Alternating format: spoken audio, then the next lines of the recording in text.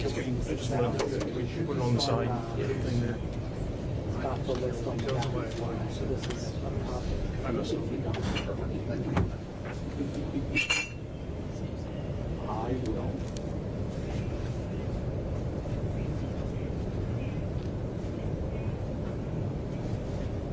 There you go. Everybody good on the sound check? Everything good? Okay. All right. Thanks for coming out today. Thanks for coming out. We have a couple significant announcements to make about the possible service cuts coming up. So we're going to hear today from SEPTA General Manager Scott Sauer and Chief Planning and Strategy Officer Jody Holton. And I'm going to turn it right over to our General Manager Scott Sauer to get started. Thank you. All right, good morning, everyone. As you know, we are less than 3 weeks away now from the implementation of devastating service cuts due to the lack of a state funding solution for SEPTA and the other transit agencies across the Commonwealth.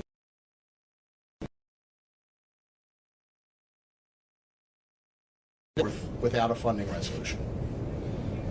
These schedules represent an across-the-board service cut of 20%. While we remain optimistic that a funding agreement can be reached in Harrisburg to avert these painful cuts, we are now at a point where we have to focus on making these changes as smooth as possible for our customers.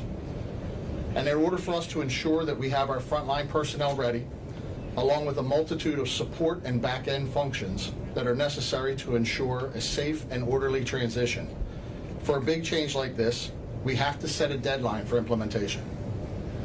And that deadline is August 14th, next Thursday. What that means is that if August 14th comes and goes without a new state funding solution to address our structural budget deficit, we have to address it ourselves by moving ahead with these cuts that will start on August 24th. The 10 days between the deadline and the start of the new schedules is the bare minimum that we need to complete the multitude of tasks required to ensure that we can safely and efficiently transition service to the new timetables. This includes making sure accurate schedule data has been entered into our train signal systems, a critical safety issue. If the signal system has incorrect data, trains could be routed to the wrong tracks. We also have to provide several thousand bus and train operators and support staff with clear instructions for work assignments and ensure that vehicles and other equipment are in place. Time is also needed to prepare data feeds for the SEPTA app, external feeds, digital signage, platform announcements, and bus and train marquees. Inaccurate information can cause confusion for both customers and employees and lead to further service disruptions.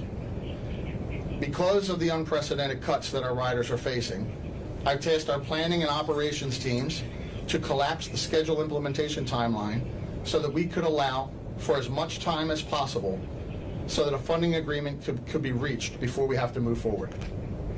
Thanks to their efforts, we have extra time to work with, but the 14th is as late as we can go. To be clear, if there is not a funding solution by the 14th, we will have no choice but to move forward with the 20% service cuts starting August 24th. That means that even if an agreement is reached after the 14th, it will take us about 10 days from the time funding is approved to reverse course and complete all the schedule change tasks before we can restore full service. Time is of the essence. And the August 24th cuts are just the first of multiple steps we will be taking in short order to address our structural deficit. A 21.5% fare increase will follow on September 1st. We will move forward with an authority-wide hiring freeze in late September. A hiring freeze could easily lead to staffing shortages that impact our ability to restore service if new funding is eventually approved. And soon after, we will be moving toward another massive service cut on January 1st. When that goes into effect, nearly half of the service we operate today will be eliminated. We're hopeful that there will be progress on a funding solution in the coming days. These cuts will be devastating to SEPTA riders and our region as a whole. It's going to be harder for everyone to travel if we have to start shrinking the system. For now, we encourage our customers to review the schedules so that they know these service cuts could impact them starting August 24th. I want to ask Jody Holton, SEPTA's Chief Planning and Strategy Officer, to provide an overview of the cuts. Jody. Thank you, Scott. These service cuts are unprecedented, and not just for SEPTA. No major transit agency has had to take steps this drastic. These are across-the-board cuts, so every rider will be impacted. There are some key dates for our schedules that customers should be aware of. For bus and metro services, new timetables go into effect on Sunday, August 24th. Except suburban bus routes 103 through 123, the 125, and the 126, as well as suburban metro rail, go into effect on August 25th, which is a Monday. And lastly, regional rail changes start on September 2nd, with a holiday schedule on Sunday, August 31st, and Monday, September 1st, which is Labor Day. This is typical of how we roll out schedules. SEPTA implements 3 seasonal schedule changes. Fall schedules changes always are timed to coincide with the first day of school for Philadelphia public school students. Typically, we are adding trips and capacity to accommodate students. With the potential for such a drastic change at the start of this school year, we are urging students and families to review these schedules so that they can find alternate travel options. As Scott noted, these cuts are the first steps we need to take to address SEPTA's structural deficit. The impact will be felt throughout the region. A total of 32 bus routes in the city and suburbs will be eliminated. An additional 16 routes will be shortened, and all routes will operate with reduced frequency. The B, the L, and trolley lines will have longer headways between trips. On regional rail, in order to maintain viable peak service during the morning and evening commutes, we had to make significant cuts to the midday, nighttime, and weekend service. Those weekend services have been gaining ridership, but would be reduced to running every 2 hours. Airport line would also be cut from 30 minutes to hourly service. We would also have to cut special event services such as the Sports Express trips to the stadiums. On a regular Eagles game, we operate 10 express trains. We will closely monitor service and attempt to make adjustments where possible. However, we will not be able to add service or provide substitutions for services that were eliminated. We urge customers to review the schedules that are now available online on SEPTA.org so that they can prepare for the cuts that occur later this month. These are examples of the schedules. You'll be able to identify the reduced service by the indicator at the top that says, this schedule reflects major service cuts made necessary due to the lack of funding. So when you look online, please find the schedules that show the red banner at the top. Those are the new schedules. In addition, we'll have people at key transit centers as we get closer to the date, handing out postcards with more detailed information about the route eliminations and reduced service. Thank you. We'll take questions. Okay, so these cuts will save about $5 million a month, right? Yes. Okay, there's about $400 million in the Fare Stabilization Fund. Why the push to do these cuts now before you know what's going to happen at the state level when you have the money to hold off?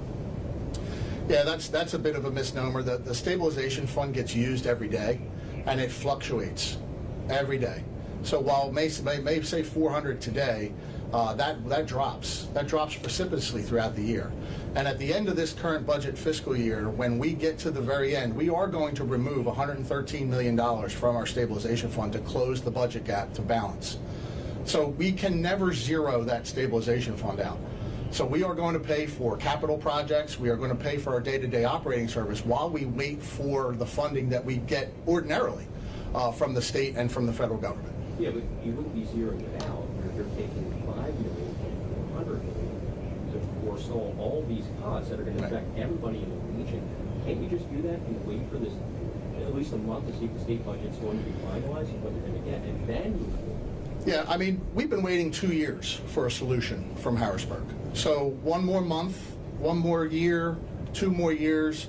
At some point, we have to make a decision that's in the best interest of our customers and the best interest of our employees to stabilize, if you will, the system. The customers have to know that cuts are coming or they're not coming. We can continue to kick the can down the road and wait and see what happens in Harrisburg, but at the end of the day, this is not a new scenario. This is not something we just started talking about recently.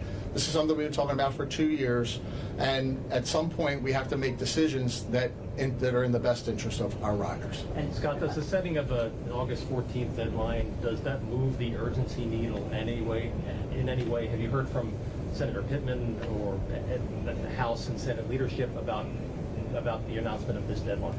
Yeah, I mean, I've spoken with many of the leadership in Harrisburg about this deadline, kind of gave them an idea that this was coming. I believe that the urgency already exists. I don't know that us setting a deadline, I don't know if that expedites anything. I know the leadership is working presently on a solution to the entire budget, which includes transit. And I just urge that leadership continue to work, and hopefully we can get something done before this deadline. How did you go about this when you had to make a lot of decisions to come up with these schedules?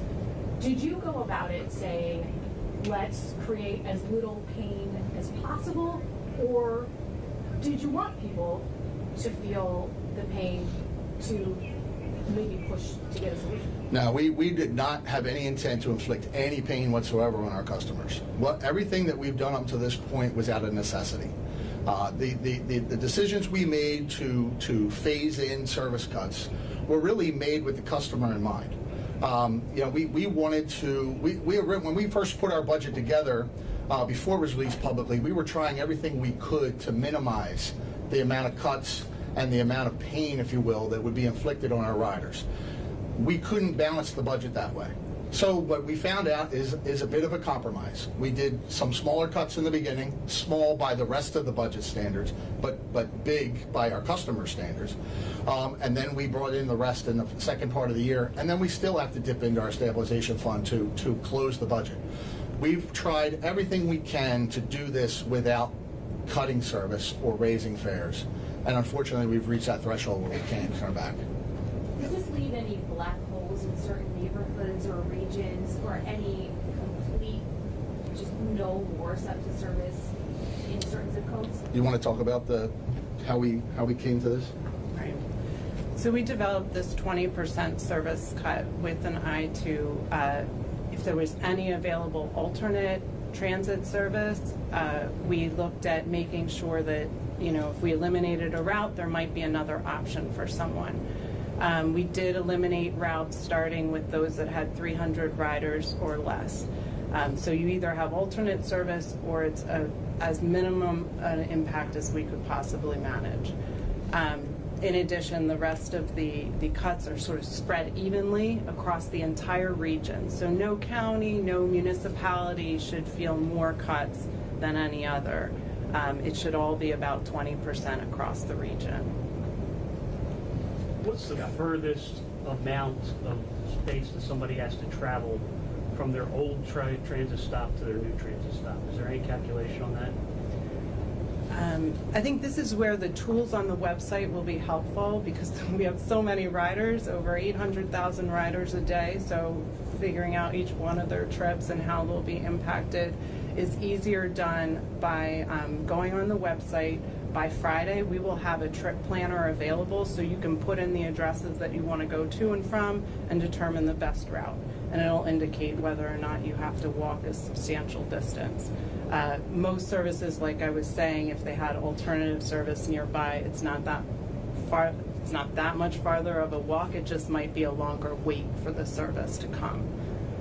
If the funding comes through after August 24th, I know you talked about the hiring freeze, but will some of these services be brought back, or is there a certain date where that's just not likely possible? No. Our intent is that if the funding is resolved to the extent that we need it to be resolved, in other words, we get the number that we hope for, we will put everything back. The point of we want to preserve service as much as possible. The issue now becomes timing. The timing of a resolution and then the amount of whatever the funding is determined to be will determine how much or how quickly we can put the service back. Senator Pittman and others have talked about accountability, transparency reforms, safety reforms, and that's been talked about a lot. What is your response to that? Yeah, I've spoken a lot with Senator Pittman, Senator Picozzi, and others about exactly all those topics. I am completely aligned with what their goal is to make SEPTA safer and better, more reliable for our customers. We want to be held accountable. We are today. We're audited frequently by the state and federal government. So to be audited by someone else is not that much different than what happens today. So yes, I'm perfectly aligned with that goal. I believe we've done a lot of the things that we've been asked to do over the last couple of years since we've been talking about this. We were asked to get safer. We have. We've reduced crime by record amounts over the last year and a half. We've been asked to get cleaner. We have. Our customers have noticed. Our recent customer satisfaction scores have all gone up in every category. So I think that we are a transit agency on the rise. It's a matter of whether or not funding comes to keep us going in that direction. Scott, you said you're hopeful, you're optimistic that the funding's going to come, but you also said you've been waiting 2 years. So realistically, how optimistic can you be that this funding is going to come in 8 days? Well, I'm an optimistic person by nature, so I'll try to remain that way. What keeps me optimistic today is the fact that we're still talking about it. We're still talking about it. We're still watching our legislative caucuses talk about transit, talk about SEPTA. That's encouraging. I feel like, to speak to an earlier question, the urgency is there. I just feel like there's a lot of other things that the legislature is working on that impacts whether or not the funding comes and when. So I'll remain optimistic. I'll remain hopeful right up until the moment that I have to make these changes. How does this all work with your staffing? How does it affect your overtime? Because you're not doing any layoffs with this reduced service, right? That's right. So how does this impact your overtime? Will people be working longer hours because? Yeah, well, we certainly can't work people longer. Our hours are restricted in some cases by regulation, so we have to be careful with that. What will happen is we will shrink the workforce to match the size of the service that we deliver. So 20% less service does not necessarily equate to a straight 20% fewer staff, because while we can have maybe fewer people driving buses because we're not driving as many routes, we still have 1,200 buses in our fleet that have to be maintained. So mechanics still have to be on board to do that. We still have the same 200 and some odd miles of track that we have to maintain. We have the same signal systems. It's really on the service side. This is what's so complicated about our budget is we had to make such devastating cuts because we couldn't just take a few bus routes offline and save significant dollars. We still have lots of fixed capital infrastructure costs that we have to maintain. Our buildings and facilities, our track and structures, bridges, signals, all that still has to continue to be maintained, so we still need staff to do that. So while we will try to reduce where we can, there are going to be some areas that we'll have to maintain a certain level in order to be safe. And what does it mean for your overtime? Overtime, we've already reduced over the last several months. We've been trying to bring our overtime numbers down. Sometimes what that means is we will forego certain activities for the next day.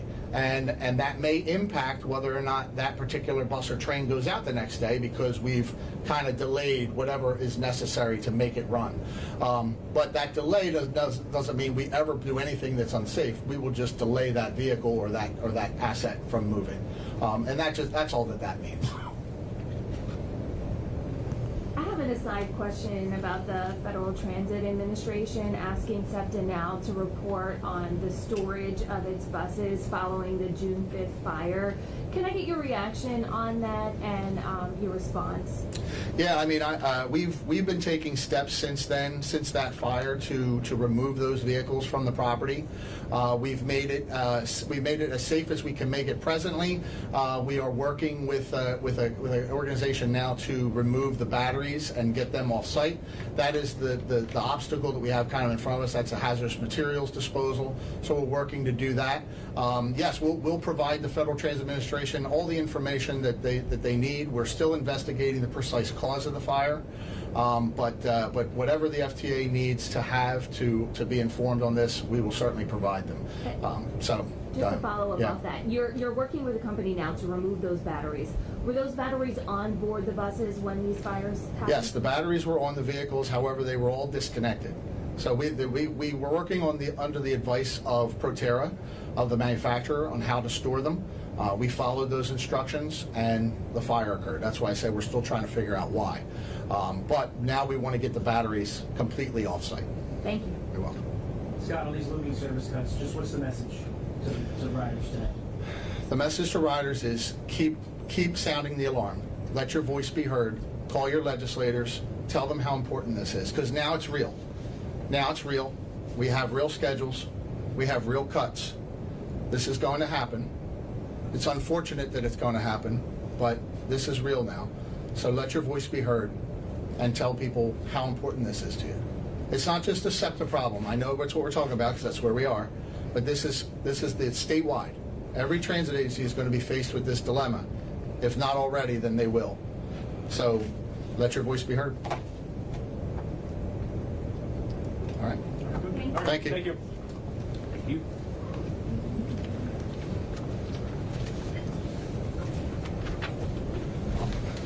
Good job. Yep. Yep.